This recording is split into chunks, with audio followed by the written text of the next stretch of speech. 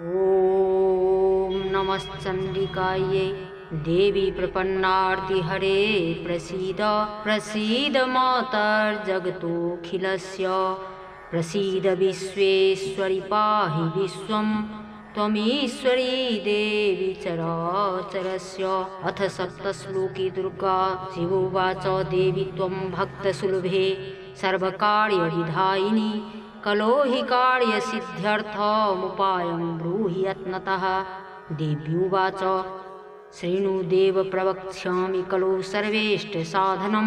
मया तवैव स्नेहेनाप्यम्बा स्तुतिः प्रकाश्यते। ॐ अस्य दुर्गा सप्तश्लोकी स्तोत्रमन्त्रस्य नारायण ऋषिः अनुष्टुप् छन्दः श्रीमहाकाली महालक्ष्मी महासरस्वत्यो देवताः। श्रीदुर्गा प्रीत्यर्थं सप्तश्लोकी दुर्गापाठे विनियोगः। ॐ ज्ञानिनामपि चेतांसि देवी भगवती हि सा बलादाकृष्य मोहाय महामाया प्रयच्छति।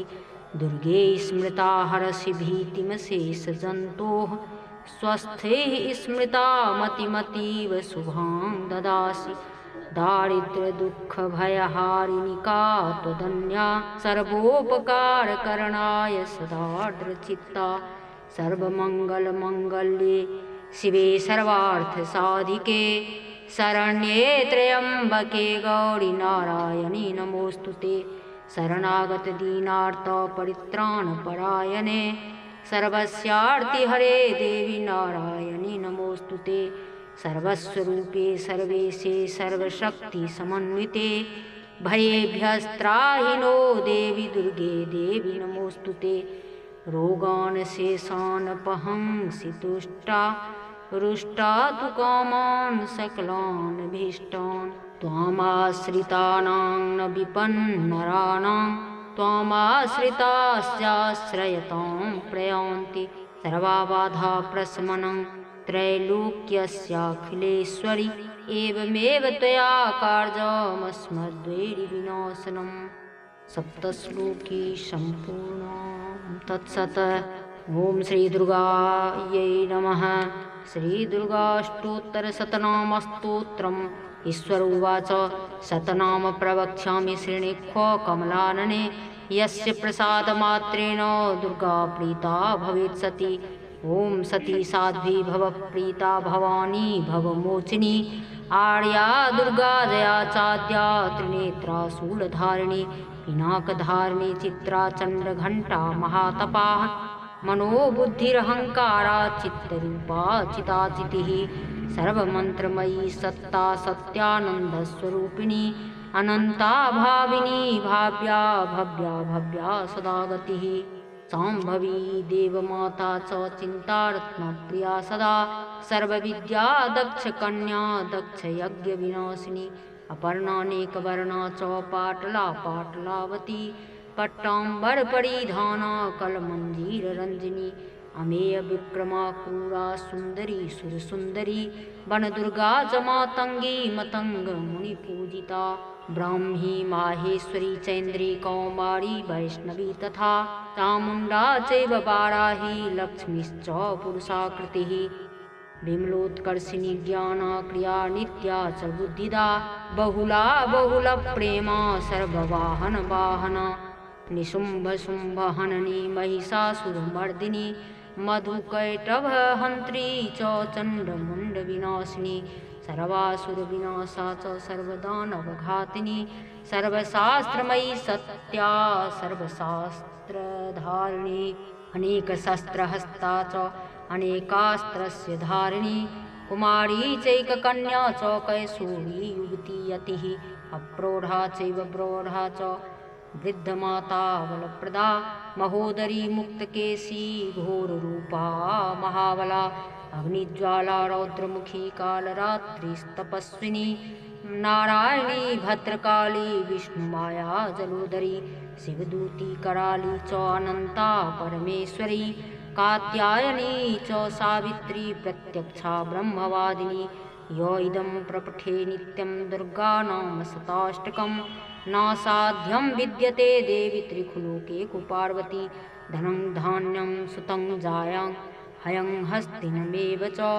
चतुर्वर्गं तथा चान्ते लभे मुक्तिं च शाश्वतीम् कुमारीं पूजयित्वा तु ध्यात्वा देवीं सुरेश्वरीं पूजयेत् परया भक्त्या पठेन्नाम शताष्टकम् तस्य सिद्धिर्भवेत् देवी सर्वैः सुरवरैरपि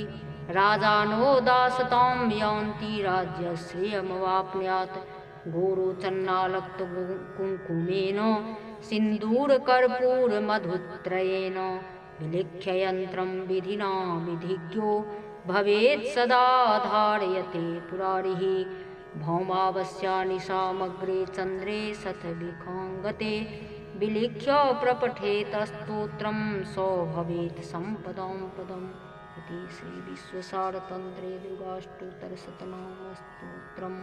ॐ तत्सत् ॐ अस्य श्रीचण्डीकवचस्य ब्रह्मा ऋषिः अनुष्टुप् छन्दः चामुण्डा देवता अङ्गन्यासोक्तमातरो बीजं दिग्बन्धस्देवतास्तत्त्वं श्रीजगदम्बा प्रीत्यर्थे सप्तशती पाठाङ्गत्वेन जपे विनियोगः ॐ नमश्चण्डिकायै मार्कण्डे उवाच ॐ यद्गुह्यं परमं लोके सर्वरक्षाकरं नृणां जन्मकस्यचिदाख्यातं तन्मे ब्रूहि पितामह ब्रह्मोवाच अस्ति गुह्यतमं विप्र सर्वभूतोपकारकं देव्यास्तु कवचं पुण्यं तच्छृणुक्ष महामुने प्रथमं शैलपुत्री च द्वितीयं ब्रह्मचारिणी तृतीयं चन्द्रघण्टेति कुष्माण्डेति चतुर्थकं पंचमं स्कन्दमातेति षष्ठं कात्यायनीति च सप्तमं कालरात्रीति महागौरीति चाष्टमं नवमं सिद्धिदात्री च नवदुर्गाः प्रकीर्तिताः उक्तान्येतानि नामानि ब्रह्मणैव महात्मना अग्निना दह्यमानस्तु शत्रुमध्ये गतोरणे विषमे दुर्गमे चैव भयार्ताः शरणं गताः न तेषां जायते किञ्चित् शुभं रणसङ्कटे नापदं तस्य पश्यामि शोकदुःखभयं नहि जैस्तु भक्त्या स्मृता नूनं तेषां वृद्धिः प्रजायते ये त्वां स्मरन्ति देवेशि रक्षसे तान् संशयः प्रेतसंस्था तु चामुण्डा वाराही महिषासना ऐन्द्रीगजसमारूढा वैष्णवी गरुडासना माहेश्वरी वृखारूढ़ा कौमारी शिखिवाहना लक्ष्मी पद्मासना देवी पद्महस्ता हरिप्रिया श्वेतरूपधरा देवी ईश्वरी वृषवाहना ब्राह्मी हंस समारूढ़ा सर्वाभरणभूषिता इत्येता मातरः सर्वाः सर्वयोग समन्विताः नानाभरणशोभाढ्या नानारत्नोपशोभिताः दृश्यन्ते रथमारूढ़ा देव्याः क्रोधसमाकुलाः शङ्खं चक्रं गदां शक्तिं हलं च मुसलायुधम् खेटकं तोमरं चैव परशुं पाशमेव च कुन्तायुधं त्रिशूलं च सारङ्गमायुधमुत्तमं दैत्यानां देहनाशाय भक्तानां भयाय च धारयन्त्यायुधानित्थं देवानां तु च हिताय वै नमस्तेस्तु महारौद्रे महाघोरपराक्रमे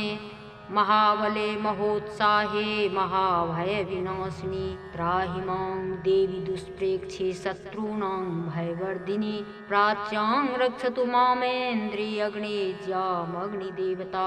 दक्षिणे बतु वाराही नैऋत्यां खड्गधारिणी प्रतीच्यां वारुणी रक्षेद वायव्यां मृगवाहिनी उदीच्यां पातु कौमारी ऐशान्यां शूलधारिणी ऊर्ध्वं ब्रह्माणि मे रक्षेद धस्ताद् वैष्णवी तथा एवं 10 दिशो रक्षेत् चामुण्डा शववाहना जया मे चाग्रतः पातु विजया पातु पृष्ठतः अजिता वामपार्श्वे तु दक्षिणे चापराजिता शिखामुद्योतिनी रक्षेदुमा मूर्ध्नि व्यवस्थिता मालाधरी ललाटे च भ्रुवो रक्षेद यशस्विनी त्रिनेत्रा च भ्रुवोर्मध्ये जमघण्टा च नासिके शङ्खिनी चक्षुषोर्मध्ये श्रोत्रयोर्द्वारवासिनी कपोलो कालिका रक्षेत् कर्णमूले तु शङ्करी नासिकायां सुगन्धा च उत्तरोष्ठे च चर्चिका अधरे चामृतकला जिह्वायां च सरस्वती दन्तान् रक्षतु कौमारी कण्ठदेशे तु चण्डिका घण्टिकां चित्रघण्टा च महामाया च तालुके कामाक्षी चिबुकं रक्षेद्वाचं मे सर्वमङ्गला ग्रीवायां भद्रकाली च पृष्ठवंशे धनुर्धरी नीलग्रीवा बहिः कण्ठे नलिकां नलकूबरी स्कन्धयोः बाहु खड्गिनी रक्षेद् बाहु मे वज्रधारिणी हस्त्योर्दण्डिनी रक्षेदम्बिका चाङ्गुलीषु च नखान् शूलेश्वरी रक्षेत् कुक्षौ रक्षेन्नलेश्वरी अस्तनो रक्षेन्महादेवी मनः शोकविनाशिनी हृदये ललिता देवी उदरे शूलधारिणी नाभो च कामिनी रक्षेद् गुस्यङ्गुस्येश्वरी तथा पुतना कामिका मेढ्रम् उदे महिख वाहिनी कट्यां भगवती रक्षेज्जाह्नवी विन्ध्यवासिनी जङ्घे महाबला रक्षेत् सर्वकामप्रदायिनी गुल्फयोर्नारसिंही च पादपृष्ठे तु तैजसी पादाङ्गुलीषु श्री रक्षेत् पादाधस्तलवासिनी नखान् दंष्ट्राकराली च केशांश्च बौद्धकेशिनी रोमकूपेषु कौबेरी त्वचं वागीश्वरी तथा रक्तमज्जावसामंसन्यस्ति मेदांसि पार्वती अन्त्राणि कालरात्रिश्च पित्तं च मुकुटेश्वरी पद्मावती पद्मकोशे कफे चूडामणिस्तथा ज्वालामुखी नखज्वालां भेद्या सर्वसन्धिषु शुक्रं ब्रह्माणि मे रक्षेच्छायां छत्रेश्वरी तथा अहङ्कारं मनोबुद्धिं रक्षेन्मे धर्मधारिणी प्राणापानो तथा व्यानो मुदानं च समानकं वज्रहस्ता च मे रक्षेत् प्राणं कल्याणशोभना रसे रूपे च गन्धे च शब्दस्पर्शे च योगिनी सत्त्वं रजस्तमश्चैव रक्षेन्नारायणी सदा आयु रक्षतु वाराही धर्मं रक्षतु वैष्णवी यशः कीर्तिं च लक्ष्मीं च धनं विद्यां च चक्रिणे गोत्रमिन्द्राणि मे रक्षेत् पशून् मे रक्ष चण्डिके पुत्रान् रक्षेन् महालक्ष्मीर्भार्जां रक्षतु भैरवी पन्थानां सुप्ता रक्षेन् मार्गं क्षेमं करी तथा राजद्वारे महालक्ष्मीर्विजया सर्वतः स्थिता रक्षाहीनं तु यतस्थानं वर्जितं कवचेन तु तत्सर्वं रक्ष मे देवि जयन्ती पापनाशिनी पद्मेकं न गच्छेत्तु यदीच्छेच्छुभमात्मनः कवचेनावृतो नित्यं यत्र यत्रैव गच्छति तत्र तत्रार्थलाभश्च विजयः सार्वकामिकः यं यं चिन्तयते कामं तं तं प्राप्नोति निश्चितं परमेश्वर्यमतुलं प्राप्स्यते भूतले पुमान् निर्भयो जायते मर्त्यः संग्रामे क्व पराजितः त्रैलोक्ये तु भवेत् पूज्यः कवचेनावृतः पुमान् इदं तु देव्याः कवचं देवानामपि दुर्लभं यः पठेत् प्रयतो नित्यं त्रिसन्ध्यं श्रद्धयान्वितः दैवी कला भवेत् तस्य त्रैलोक्ये क्व पराजितः जीवेद वर्षशतं सागरमप मृत्युविवर्जितः नश्यन्ति व्याधयः सर्वे लूता विस्फोटकादयः अस्थावरं जङ्गमं चैव कृत्रिमं चापि यद्विषम् अभिचाराणि सर्वाणि मन्त्रयन्त्राणि भूतले भूचराः खेचराश्चैव जलजाश्चोपदेशिका सहजा कुलजा माला डाकिनी शाकिनी तथा अन्तरिक्षचरा घोरा डाकिन्यश्च महाबलाः ग्रहभूतपिशाचाश्च यक्षगन्धर्वराक्षसाः ब्रह्मराक्षसवेतालाः कुष्माण्डा भैरवादयः नश्यन्ति दर्शनात् तस्य कवचे हृदि संस्थिते मनोन्नति भवेद् राज्ञस्तेजो वृद्धिकरं परं यशसा वर्धते सोऽपि कीर्तिमण्डितभूतले जपेत् सप्तशतीं चण्डीं कृत्वा तु कवचं पुरा यावद्भूमण्डलं धत्ते सशैलवनकाननं तावत् तिष्ठति मेदिन्यां सन्ततिः पुत्रपौत्रिकी देहान्ते परमं स्थानं यत्सुरैरपि दुर्लभम् प्राप्नोति पुरुषो नित्यं महामाया प्रसादतः लभते परमं रूपं शिवेन सह मोदते ॐ तत्सत् ॐ अस्य श्री अर्गलास्तोत्रमन्त्रस्य विष्णुऋषिः अनुष्टुप्छन्दः श्रीमहालक्ष्मीर्देवता श्रीजगदम्बा प्रीते सप्तशती पाठाङ्गत्वेन जपे विनियोगः ॐ नमश्चण्डिकायै मार्कण्डे उवाच ॐ जयन्ती मङ्गला काली भद्रकाली कपालिनी दुर्गा क्षमा शिवा धात्री स्वाहा स्वधा नमोऽस्तु ते जय त्वं देवी चामुण्डे जय भूतार्तिहारिणी जय सर्वगते देवी कालरात्रि नमोऽस्तु ते मधुकैटभ विद्राविधात्री वरदे नमः रूपं देहि जयं देहि यशो देहि दिशो जहि महिषासुरनिर्नाशि भक्तानां सुखदे नमः रूपं देहि जयं देहि यशो देहि दिशो जहि रक्तबीजवधे देवी चण्डमुण्डविनाशिनी रूपं देहि जयं देहि यशो देहि दिशो जहि शुम्भस्यैव निशुम्भस्य धूम्राक्षस्य च मर्दिनी रूपं देहि जयं देहि यशो देहि दिशो जहि वन्दितं हि युगे देवी सर्वसौभाग्यदायिनी रूपं देहि जयं देहि यशो देहि दिशो जहि अचिन्त्यरूपचरिते सर्वशत्रुविनाशिनी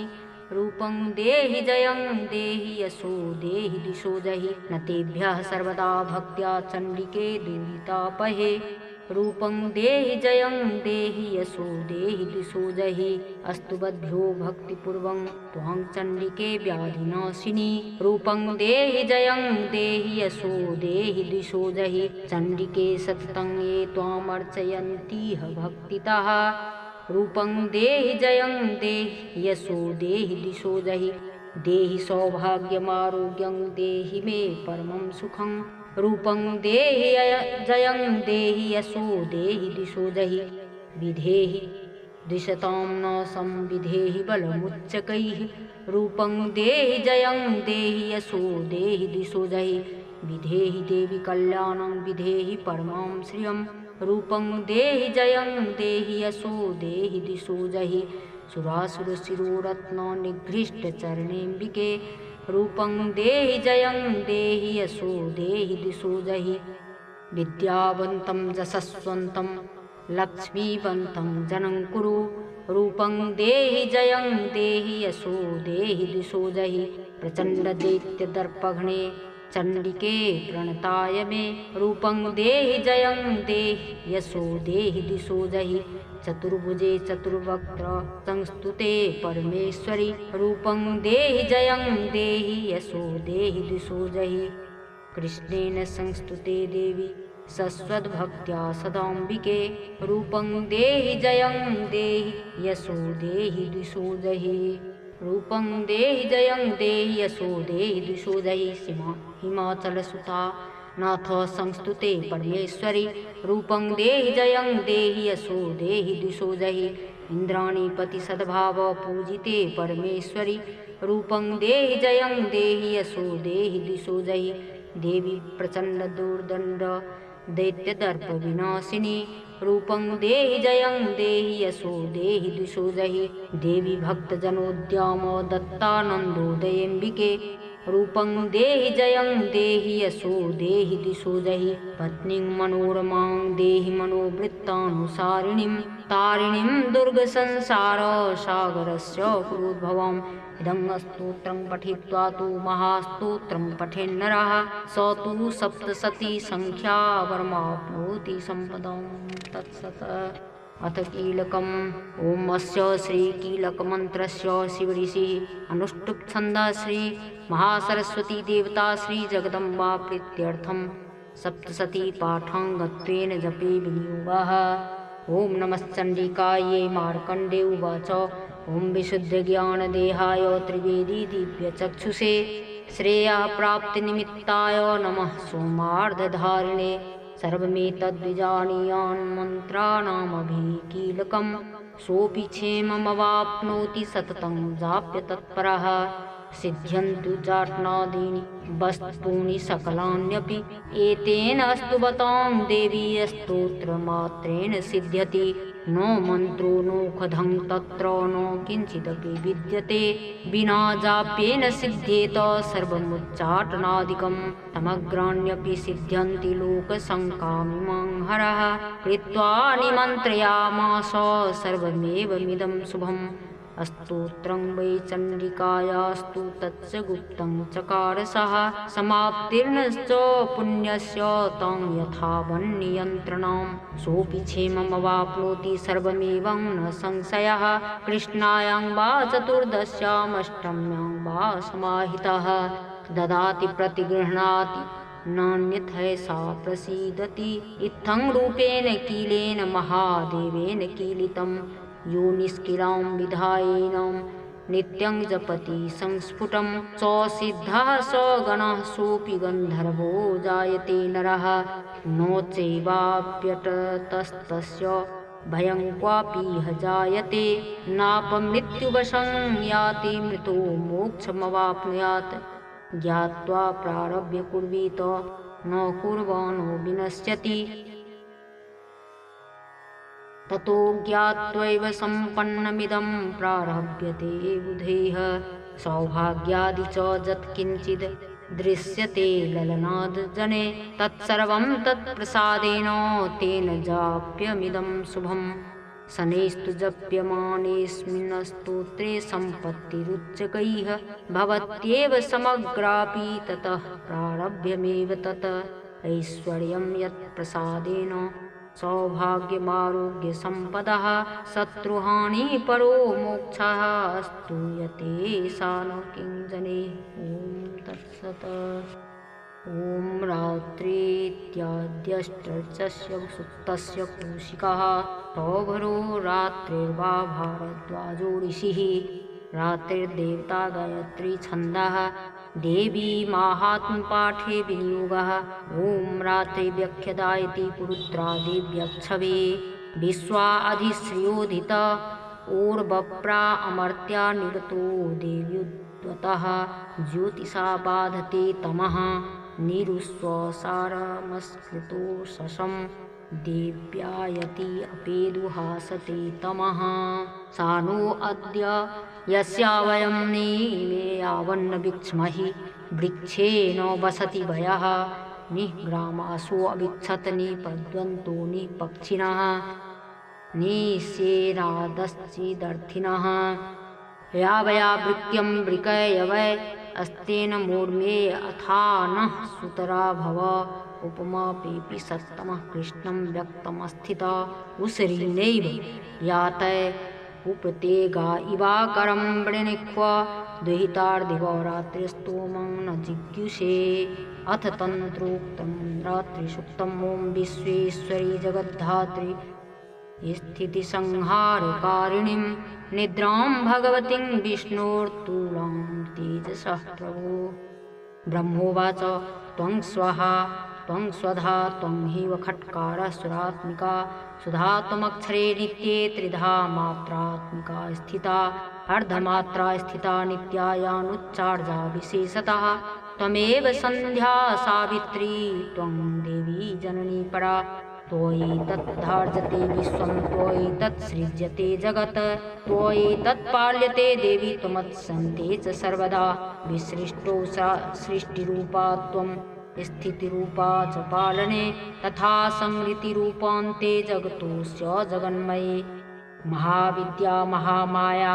महामेधा महास्मृतिः महामोहा च भवती महादेवी महासुरी प्रकृतिस्त्वं च सर्वस्य गुणत्रयविभाविनी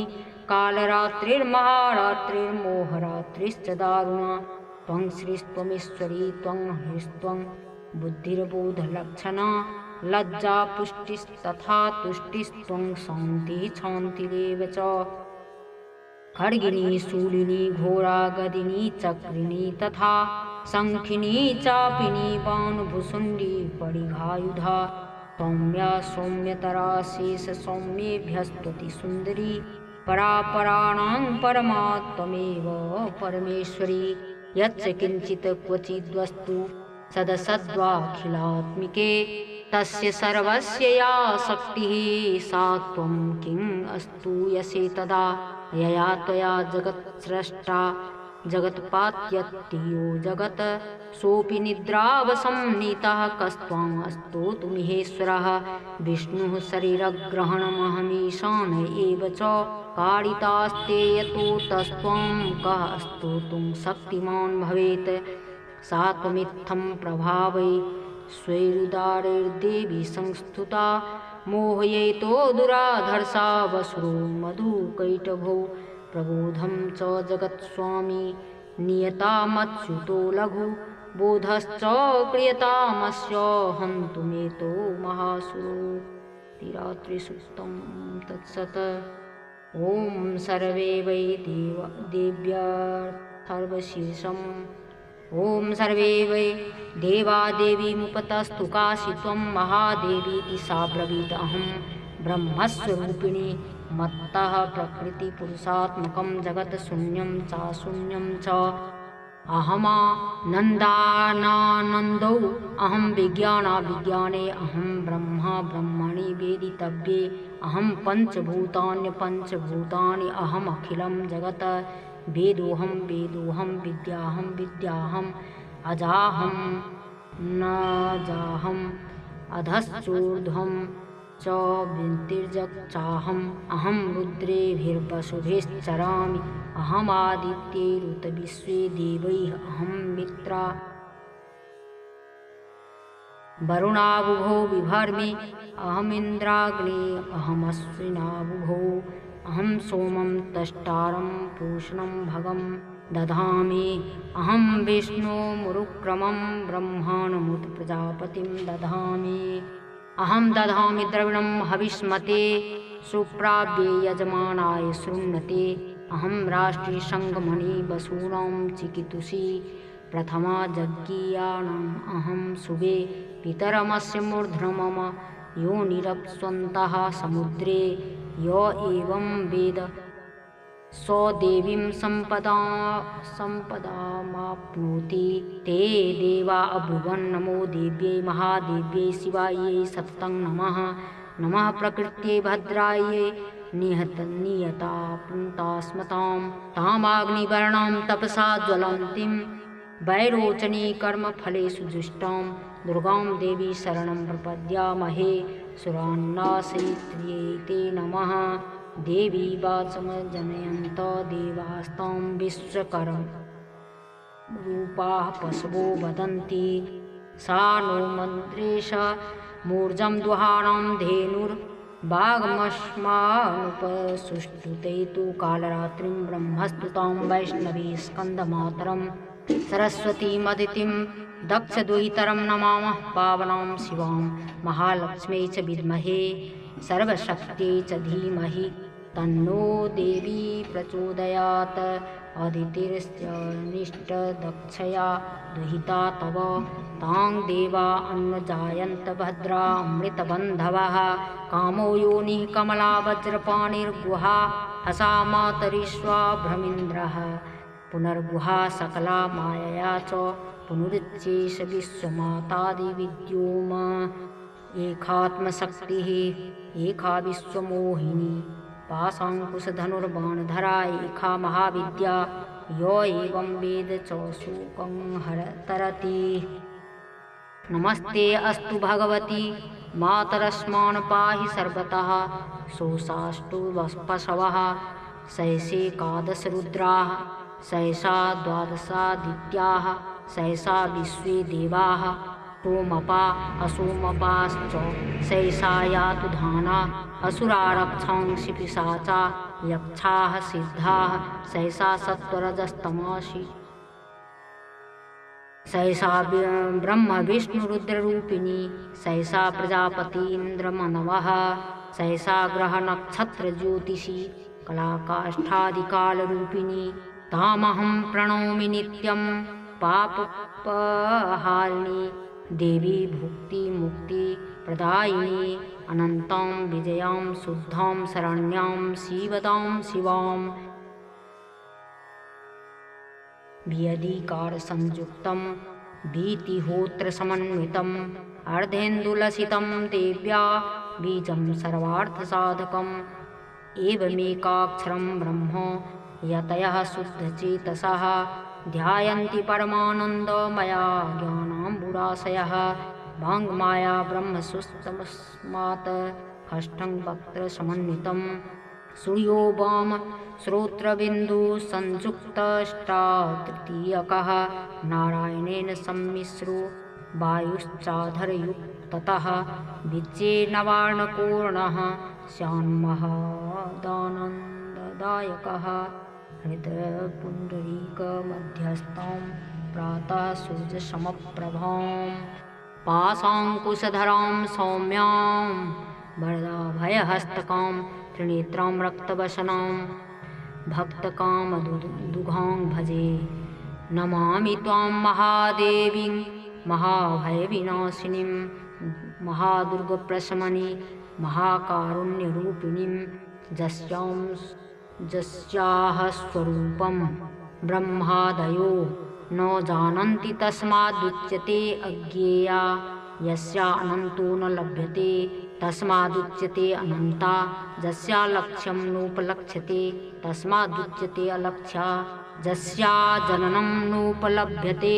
तस्मादुच्यते अजा एकैव सर्वत्र वर्तते तस्मादुच्यते एका एकैव विश्वरूपिणी तस्मादुच्यते नैका अत एवोच्यते अज्ञेयानन्ता लक्ष्या जैका नैकेति मन्त्राणां मातृका देवी शब्दानां ज्ञानरूपिणी ज्ञानानां चिन्मयातीता शून्यानां शून्यसाक्षिणी यस्याः परतरं नास्ति सैषा दुर्गा प्रकृतिता तां दुर्गा दुर्गमां देवी दुराचारविघातिनीं नमामि भवभीतोऽहं संसारार्णवतारिणीम् इदमर्थशीर्षं योधीते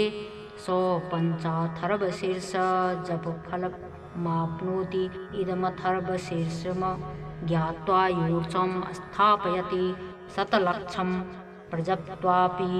शोर्चासिद्धिं न विन्दति शतमष्टोत्तरं चास्य पुरश्चर्या विधि स्मृतः 10 वारं पठेद यस्तु सद्यः पापैः प्रमुच्यते महादुर्गाणि तरति महादेव्याः प्रसादतः सायं धियानो दिवसकृतं पापं नाशयति प्रातर्धियानो रात्रि कृतं पापं नाशयति सायं प्रातः प्रयुञ्जानो पापो भवति निशिथे तुरीयसन्ध्यायां जप्त्वा वाक्सिद्धिर्भवति नूतनायां प्रतिमायां जप्त्वा देवतासान्निध्यं भवति प्राणप्रतिष्ठायां जप्त्वा प्राणानां प्रतिष्ठा भवति भौमाश्विन्यां महादेवीसन्निधौ जप्त्वा महामृत्युं तरति स महामृत्युं तरति यो एवं वेद इत्युपनिषद ध्यानं खड्गं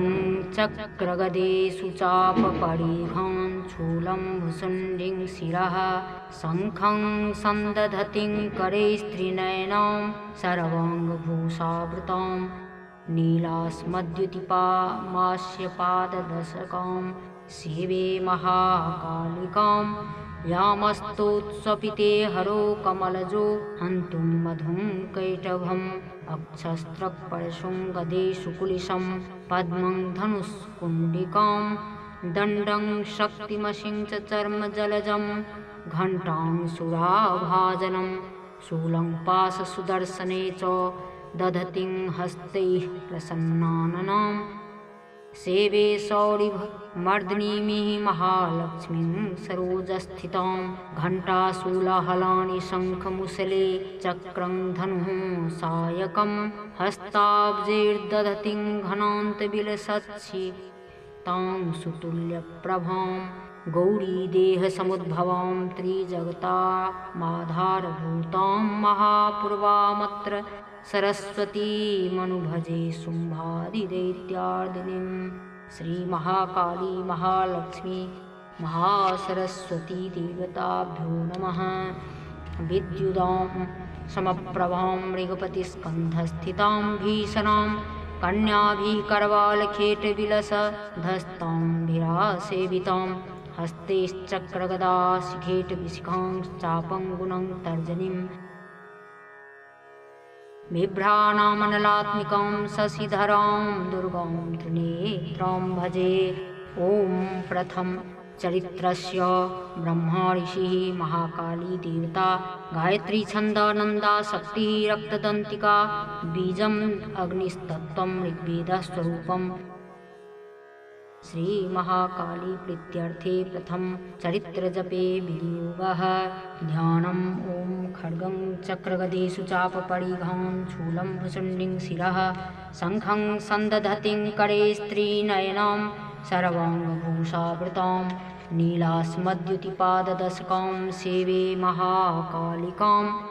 यामस्तोत्स्वपिते हरो कमलजो हन्तुं मधुं कैटभम्। ॐ नमश्चण्डिकायै। ॐ ऐं मार्कण्डे उवाच सावर्णे सूर्यतनयो यो मनुः कथ्यतेष्टमः निशामय तदुत्पत्तिं विस्तरादगदतो मम महामायानुभावेन यथा मन्वन्तराधिपः स बभूव महाभागः सावर्णिस्तनयो रवेः स्वारोचिषेन्तरे पूर्वं चैत्रवंशसमुद्भवः सुरथो नाम राजाभूत् समस्ते क्षितिमण्डले तस्य पालयतः सम्यक् प्रजाः पुत्राः निवौरसान् बभूवुः शत्रवो भूपाः कोलाविध्वंसिनस्तदा तस्य तैर्भवद्युद्धमतिप्रबलदण्डिनः न्यूनैरपि स तैर्युद्धे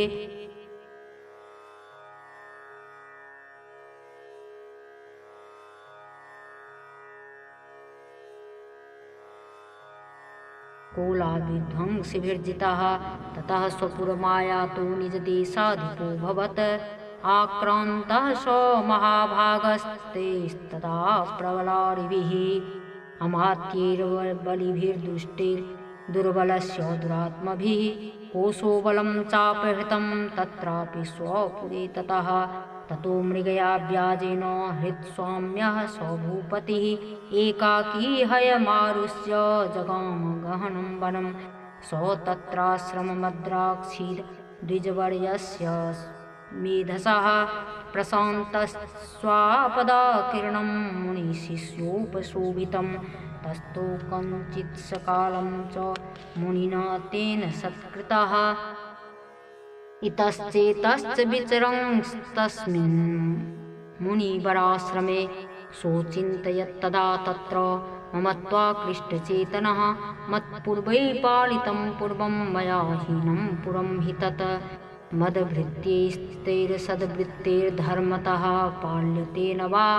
न जाने स प्रधानो मे शूरहस्ति सदा मदः मुम्बैरिव संयातः कान् भोगान् लप्स्यते ये ममानुगता नित्यं प्रसादधनभोजनैः अनवृत्तिं ध्रुवं तेद्य कुर्वन्त्यन्यमहीभृताम् असम्यग्व्ययस्य शीलैस्ते कुर्वद्भिः सत्तं व्ययं सञ्चितः सोति दुःखेन क्षयं कोशो गमिष्यति एतच्चान्यच्च सततं चिन्तयामास पार्थिवः तत्र विप्राश्रमाभ्यासे वैश्यमेकं ददर्श सः सपृष्टस्तेन कस्त्वं भो हेतुश्चागमनेऽत्र कः सशोक इव कस्मात् त्वं दुर्मना इव लक्ष्यसे इत्याकर्णवचस्तस्य भूपतेः प्रणयोदितम् इत्युवाच स तं वैश्यः प्रश्रयावनतो नृपम् वैश्य उवाच समाधिर्नाम वैश्योऽहमुत्पन्नो धनिनां कुले पुत्रदारैरस्तश्च धनलोभाद् साधुभिः विहीनश्च धनैर्दारे पुत्रैरादाय मे धनं वनमभ्यागतो दुःखी निरस्तश्चाप्यबन्धुभिः सोऽहं न वेद्मि पुत्राणां कुशलात्मिके प्रवृत्तिं स्वजनानां च दाराणां चात्र संस्थितः किं नु ते खां गृहे क्षेमं किं नु साम्प्रतं कथं ते किं नु सद्वृत्ता दुर्वृत्ताः किं नु मे सुता। राजोवाच ये निरस्तो भवां लुब्धे पुत्रदारादिभिर्धनैः तेषु किं भवता स्नेहमनुबध्नाति मानसं। वैश्योवाच एवमेतद्यथा प्राह भवानस्मद्गतं वचः किं करोमि न बध्नाति मम निष्ठुरतां मनः। ये सन्त्यज्य पितृस्नेहं धनुलुब्धैर्निराकृतः पतिस्वजनहार्दं च हार्दते खेव मे मनः। किमेतन्नाभिजानामि जानन्नपि महामते जत् प्रेमप्रवणं चित्तं विगुणेष्वपि बन्धुषु तेषां कृते मे निःश्वासो दौर्मनस्यं च जायते। करोमि किं जन्मनस्ते क्व प्रीतिषु निष्ठुरम्। मार्कण्डेय उवाच ततस्तो सहितो विप्र तं मुनिं समुपस्थितो समाधिर्नाम वैश्योऽसौ स च पार्थिवसत्तमः। कृत्वा तु तो यथा न्यायं यथार्हं तेन संविदम् उपविष्टौ कथाकाश्चिच्चक्रुर्वैश्यपार्थिवो। राजोवाच भगवंस्त्वामहं प्रष्टुमिच्छाम्येकं वदस्व तत् दुःखाय जन्मे मनसः स्वच्चित्तायत्ततां विना। मम त्वं गतराज्यस्य राज्याङ्गे क्वखिले क्वपि जानतोऽपि यथाज्ञस्य किमेतन्मुनिसत्तम। अयं च निकृतः पुत्रैर्दारैर्भृत्यैस्तथोज्झितः स्वजनेन च सन्त्यक्तेषु हार्दे तथाप्यते। एवमेष तथाहं च द्वावप्यत्यन्तदुःखितो दृष्टदुःखेऽपि विषये मम त्वाकृष्टमानसो। तत्किमेतन्महाभाग यन्मोहो ज्ञानिनोरपि ममास्य च भवत्येषा विवेकान्धस्य मूढता। ऋषिरुवाच ज्ञानमस्ति समस्तस्य जन्तोर्विषयगोचरे विषयश्च महाभाग याति चैवं पृथक् पृथक्। दिवान्धाः प्राणिनः केचिदात्रा बन्धास्तथा परे केचिद्दिवा तथा रात्रौ प्राणिनस्तुल्यदृष्टयः। ज्ञानिनो मनुजाः सत्यं किन्तु तेन हि केवलं यतो हि ज्ञानिनः सर्वे पशुपक्षिमृगादयः। ज्ञानं च तन्मनुष्याणां यत्तेषां मृगपक्षिणां मनुष्याणां च यत्तेषां तुल्यमन्यत् तथोभयोः। ज्ञानेऽपि सति पश्येतान् पतङ्गाच्छावचंचुषु कणमोक्षादृतान् मोहात् पीड्यमानानपि क्षुधा। मानुषा मनुजव्याघ्र साभिलाषः सुतान् प्रति लोभात् प्रत्युपकाराय नन्वेतान् किं न पश्यसि। तथापि ममतावर्ते मोहगर्ते निपातिताः महामायाप्रभावेन संसारे स्थितिकारिणा। तन्नात्र विस्मयः कार्यो योगनिद्रा जगत्पतेः महामाया हरेश्चैषा तया सम्मोच्यते जगत्। ज्ञानिनामपि चेतांसि देवी भगवती हि सा बलादाकृष्य मोहाय महामाया प्रयच्छति। तया विसृज्यते विश्वं जगदेतचराचरं सैषा प्रसन्ना वरदा नृणां भवति मुक्तये। सा विद्या परमा मुक्तिर्हेतुभूता सनातने संसारबन्धहेतुश्च सैव सर्वेश्वरेश्वरी। राजोवाच भगवन् का हि सा देवी महामायेति यं भवान् ब्रवीति कथमुत्पन्ना सा कर्मास्याश्च किन्दुज। यत्प्रभावा च सा देवी यत्स्वरूपा यदुद्भवा तत्सर्वं श्रोतुमिच्छामि त्वत्तो ब्रह्मविदाम्बर। ऋषिरुवाच नित्येव सा जगन्मूर्तिस्तया सर्वमिदं ततं तथापि तत्समुत्पत्तिर्बहुधा श्रूयतां मम देवानां कार्यसिद्ध्यर्थ माविर्भवति सा यदा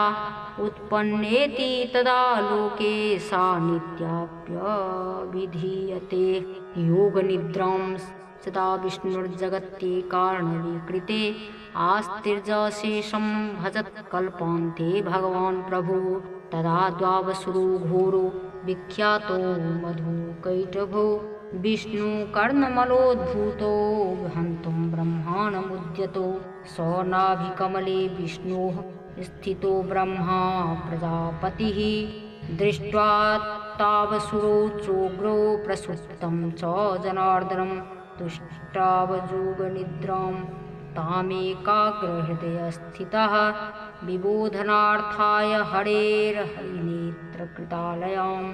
विश्वेश्वरीं जगद्धात्रीं स्थितिसंहारकारिणीं निद्रां भगवतीं विष्णोर्तुलां तेजसः प्रभो ब्रह्मोवाच त्वं स्वाहा त्वं स्वधा त्वं हि खट्कारः स्वरात्मिका सुधा त्वमक्षरे नित्ये त्रिधा मात्रात्मिका स्थिता